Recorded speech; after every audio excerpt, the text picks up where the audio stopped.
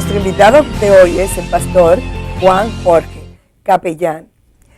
Gracias, pastor, por estar aquí otra vez con nosotros. Gracias a ti, Arelis, por permitirme estar de nuevo contigo, con toda la audiencia de este importantísimo programa sobre la salud.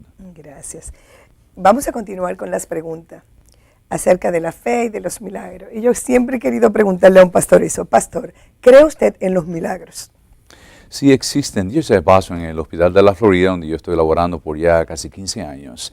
Tenemos el privilegio de convertir en libros milagros que pasan durante el año y lo compartimos con la comunidad. Cambiamos los nombres por respeto a la identidad del paciente, a menos que el paciente dé el permiso para hacerlo.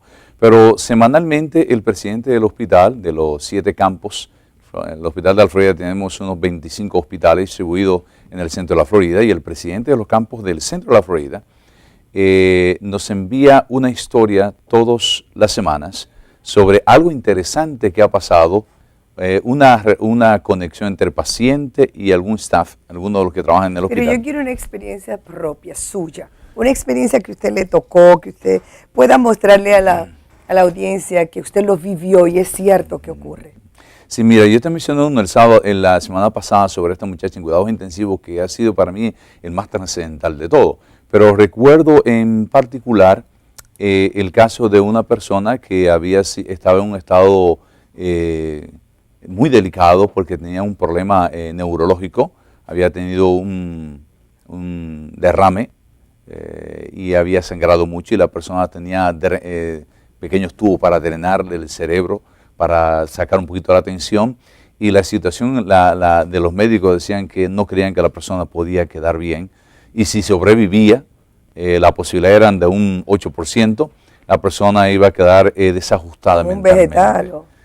Así que el futuro no era muy hermoso. En una reunión ética que hicimos con los diferentes especialistas, tú que has trabajado en Estados Unidos, en los hospitales de los veteranos en los Estados Unidos, sabes muy bien que tenemos esas reuniones éticas en la cual está el director de la unidad, la directora de esa unidad, de las enfermeras, la enfermera a cargo del paciente y los diferentes especialistas del equipo clínico. Allí nos reunimos y comenzamos a hablar, y eran muy pocas posibilidades. Es interesante, en un hospital como el nuestro, que es un hospital cristiano, tenemos el privilegio de que tanto enfermeras como los médicos en su mayoría son cristianos y creen en el poder de la oración. Y comenzamos a orar y pedimos al Señor, y está sentado dentro de uno de los milagros del libro del año 2006, cuando se registró este milagro. Esta persona sobrepasó la crisis, terminó completamente normal, y tanto los neurólogos como los especialistas envueltos en aquel caso en particular quedaron sorprendidos. No sabían cómo explicar científicamente la recuperación total de ese paciente. Así que fuimos allí objetos de testigos de un milagro. Entonces existen los milagros. Claro que sí. Pastor, usted me había contado antes la historia de una madre que estaba sangrando. Sí. Hábleme de eso. Es interesante. Mire, esta madre yo la conocí por un hermano que me invitó a su casa. En ese tiempo yo estaba ministrando en el estado de Massachusetts. Eran los años 1986 aproximadamente. Y esta señora tenía un flujo de sangre. No se interrumpía, digamos una menstruación ininterrumpida. Ya le habían hecho una especie de raspado en el Hospital General de Lawrence, que está en la frontera con New Hampshire, al norte del estado de Massachusetts, a unos 40 kilómetros de Boston. Y cuando llegamos allí, ella estaba bien desesperada, la angustia, la desesperación, que se iba a morir, qué va a pasar conmigo. Especialmente, tú sabes, cuando una persona, un paciente está enfrentando una situación de salud de esta naturaleza, lo primero es los miedos que tienen que enfrentar, la ansiedad de la situación en que está. Así que hablamos, le escuché su historia, ella quería que la bautizáramos porque quería que se iba a morir. Yo le dije, no te vas a morir, no te preocupes. En la Biblia hay una mujer que tenía 12 años con una enfermedad como esa. Uno podría ser un problema de endometriosis, que estaba sangrando, o tenía algún asunto en el cuello uterino, un tumor o algo. Podría ser, o una sobreproducción de hormonas, estrógenos. Pero los médicos han hecho su trabajo, no había pasado nada. Así que ella estaba en su casa recluida para morir, según ella. Así que tuvimos el privilegio de orar por ella. Y después de la oración, nunca me olvidaré de esa limonada que ella me preparó, la limonada más sabrosa de mi vida. Ella se levantó de su cama, fue y nos preparó la limonada, y se detuvo el derramamiento de sangre en ese momento. Y un año y medio después, ella estaba en el hospital Brigham and Women's Hospital, que es un hospital judío que está en la ciudad de Boston, salió embarazada. Todos los exámenes decían que el niño era un niño que sufría de Down syndrome. el síndrome de Down. Sí, no. Y decían, le dijeron, tanto la trabajadora social, que tenía que abortar como los médicos, porque el niño iba a ser un niño con ese problema. Y él dijo que no. Y yo un día fui a su casa y le dije a ella, ¿te acuerdas lo que Dios hizo contigo hace 2 años atrás? Y ella me dice, sí. ¿Tú crees que Dios puede hacer lo mismo con tu bebé hoy en día? Y ella dice, sí, pues vamos a orar.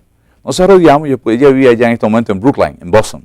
Y nos arrodillamos, oramos, pedimos a Dios. Y cuando yo fui, el día cuando nació el bebé, yo estaba sorprendido por la entrada y salida que había en la habitación de ella de doctores. Todos entraban y había un movimiento inusual cuando un niño nace. Porque la gran parte del staff del hospital de Brigham Hospital estaba entrando a esa habitación. Estaban allí para ver un niño que se supone debía haber nacido con el síndrome de Down, que nació perfectamente normal. Es difícil algunas veces, nosotros que trabajamos con los datos científicos, creerlo. Pero han pasado muchos casos así, y yo también creo en los milagros. Pero, como le acabamos de decir, la fe influye mucho en eso. Ella dijo sí, seguro. Y entonces la fe. Pastor, yo sé que usted trabaja en las cárceles también, le gusta el ministerio en las cárceles. Y hábleme un poquito acerca de eso. ¿Cómo un capellán influye en la vida de un recluso?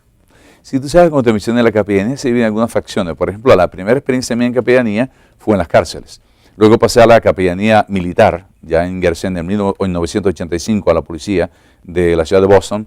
Y luego pasé a la capellanía hospitalaria, en los hospitales. Entonces, en la cárcel tú sabes que lo que tienen son personas que no tienen problema con salud, tienen un problema de libertad, un problema serio con su condición, especialmente sentenciado en el estado de Massachusetts, donde voy a contarte esta experiencia que tuve. De los años 84 al 94 yo estuve ministrando en las cárceles. Tenía 3 cárceles de máxima seguridad. La experiencia que voy a compartir contigo fue, la tuve con un preso, un presidiario, ¿cómo llamamos ahora? Un paciente, un recluso. Pero utilizan otro término ahora, que no son eso. Pero ese joven, ese señor llamado Moses, de habla inglesa, había dado muerte a 3 personas. Los últimos 2 que había matado fueron 2 jóvenes que trabajaban con Pizza Hut y fueron a llevarle una pizza y le llevaron la pizza fría. Y ese fue un motivo suficiente para él quitar la vida a estos 2 muchachos. ¿Era un veterano? De 19, no era veterano. No era veterano, una persona que había estado envuelto mucho en las drogas y eso. Pero tenía 19 y 21 años, muchachos jóvenes que, tú sabes, trabajan haciendo delivery, como le decimos allá, llevando pizza. Y él le quitó la vida a los 2 porque la pizza estaba fría. Lo pusieron para eso. Yo lo conocí en esa situación y él conoció la experiencia de conocer a Cristo, lo más bello, el poder que hay en Cristo Jesús. Él llegó a ser como le llamamos, el anciano de mi pequeña iglesia en la ciudad, en la cárcel de Newport, que es un lugar muy cercano a Boston, en Norfolk, perdón, no Newport, de Norfolk. Y allí él tocaba el piano, sabía un poco de música, pasa un momento interesantísimo, lo bauticé, un pequeño bautisterio que nosotros utilizamos en esa cárcel, y aquel hombre hizo una transformación maravillosa, preciosa, el cambio de él. Una vez se me acercó el encargado de la cárcel, un capitán, y me preguntó qué yo hice con esa persona.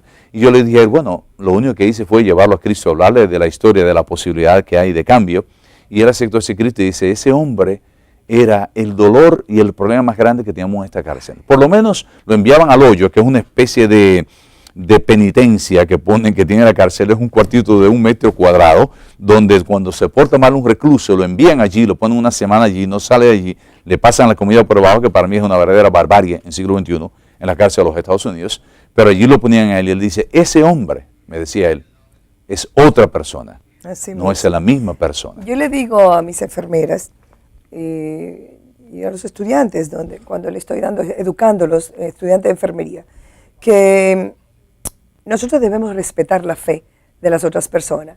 Especialmente usted se va a encontrar, como nos encontrábamos nosotros, con personas que no creen en Dios o personas que no comen cierta clase de carne, como los judíos, o personas que de otras culturas que no te miran a la cara cuando tú le estás hablando. Y nosotras como enfermeras debemos aprender a conocer esa cultura. Quédese con nosotros que vamos a seguir con este tema tan interesante para nosotros poder cuidar mejor a nuestro prójimo.